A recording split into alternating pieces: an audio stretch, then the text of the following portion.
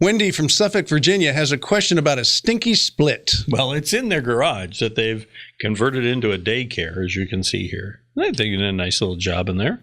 Yeah, you can trap a bunch of kids in there for the whole day. Why not? She says, as you can see, the walls are repainted. Oh, yeah. No, and they've insulated, and they put a mini split in for heating and cooling out there. So they really checked all the boxes on this thing. But I think we need to add some ventilation because we noticed that when the door is closed, it starts to smell funny. Might not have anything to do with those kids, right? That's the first thing that came to my mind. Diaper pail. I really don't want to add more holes to the house, and the garage door is not an option because we've added a wall in front of it. So Tom, Wendy wonders, what's the best way to get some ventilation, and do you think that could be the answer? Well, ventilation, you're going to have add a hole somewhere. I mean, there's just no way around it unless you put a screen door on and leave the door open.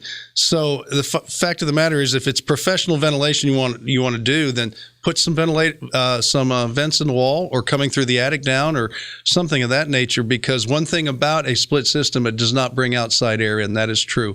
And if it's really just getting closed up in there and it's circulating over and over, it starts to contaminate itself, even though you have an air conditioner making it cooler or heated, but it doesn't bring in fresh air, and fresh air is important. So I don't know. I'd put a couple of little vents in the walls to the outside, and you can even have them where they're operable. You can open them and close them different times of the year, but a little fresh air is always good.